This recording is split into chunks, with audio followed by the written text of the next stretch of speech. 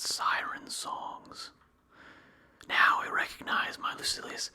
He is beginning to reveal a character of which he gave promise. Follow up the impulse which prompted you to make for all that is best, treading under your feet that which is approved by the crowd. I would not have you greater or better than you planned, for in your case the mere foundations have covered a large extent of ground. Only finish all that you have laid out, and take in your hands the plans which you have had in mind. In short, you'll be a wise man if you stop up your ears. Nor is it enough to close them with wax. You need a denser stopple than that which they say Ulysses used for his comrades. The song which he feared was alluring, but came not from every side. The song, however, which you have to fear, echoes round you, not from a single headland, but from every quarter of the world. Sare, therefore, not past one region which you mistrust because of its treacherous delights, but past every city. Be deaf to those who love you most of all. They pray for bad things with good intentions. And if you would be happy, entreat the gods that none of their fond desires for you may be brought to pass. What they wish to have heaped upon you are not really good things. There is only one good, the cause and the support of a happy life. Trust in oneself. But this cannot be attained unless one has learned to despise toil, and to reckon it among the things which are neither good nor bad. For it is not possible that a single thing should be bad at one time, and good at another. At times lightened to be endured, and at times cause of dread. Work is not a good. Then what is good? I say the scorning of work. That is why I should rebuke men who toil to no purpose. But when, on the other hand, a man is struggling towards honorable things, in proportion as he applies himself more and more, and allows himself less and less to be beaten or to halt, I shall recommend his conduct, and shout my encouragement, saying, by so much better are you. Rise, draw a fresh breath, and surmount that hill, if possible at a single spurt. Work is the sustenance of noble minds. There is, then, no reason why, in accordance with that old vow of your parents, you should pick and choose what fortune you wish should fall to your lot, or what you should pray for. Besides, it is base for a man who has already traveled the whole round of highest honors to be still importuning the gods. What need is there of vows? Make yourself happy through your own efforts. You can do this if once you comprehend that whatever is blended with virtue is good, and that whatever is joined to vice is bad. Just as nothing gleams if it has no light blended with it, and nothing is black unless it contains darkness, or draws to itself something of dimness, and as nothing is hot without the aid of fire, and nothing cold without air, so it is the association of virtue and vice that makes things honorable or base. What then is good? The knowledge of all things. What is evil? The lack of knowledge of things.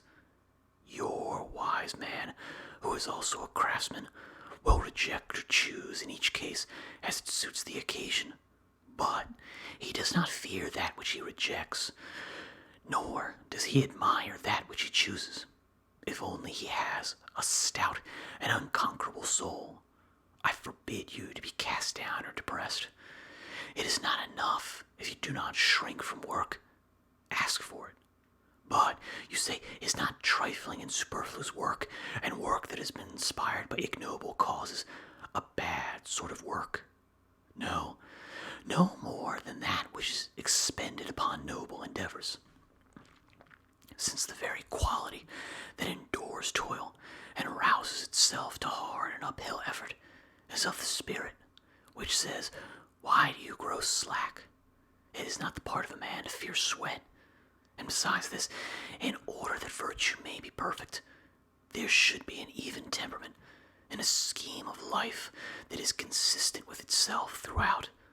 And this result cannot be attained without knowledge of things and without the art which enables us to understand things human and things divine. That is the greatest good. If you seize this good, you begin to be the associate of the gods and not their suppliant. But how, you ask, does one attain that goal? You do not need to cross the Pennine or Graian hills, or traverse the Candavian waste, or face the Syrtes or Scylla or Charybdis. Although you have traveled all of these places for the bribe of a petty governorship, the journey for which nature has equipped you is safe and pleasant. She has given you such gifts that you may, if you do not prove false to them, rise level with God. Your money, however, will not place you on a level with God, for God is no property.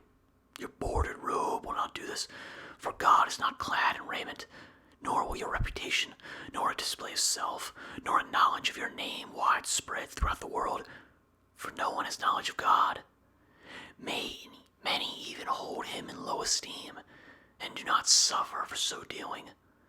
The throng of slaves which carries your litter along the city streets and in foreign places will not help you, for this God of whom I speak, though the highest and most powerful of beings, carries all things on his own shoulders.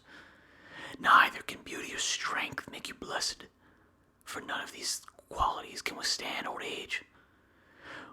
What have we to seek for then? Is that which does not each day pass more and more under the control of some power which cannot be withstood. And what is this? It is the soul, but the soul that is upright, good, and great. What else could you call such a soul than a God dwelling as a guest in a human body? A soul like this may descend into a Roman knight just as well as into a freedman's son or a slave. For what is a Roman knight, or a freedman's slave, or a slave? They are mere titles, born of ambition or a wrong. One may leap to heaven from the very slums. Only rise and mold thyself to kinship with thy God. This molding will not be done in gold or silver. An image that is to be in the likeness of God cannot be fashioned of such materials. Remember that the gods, when they were kind unto men, were molded in clay. Farewell.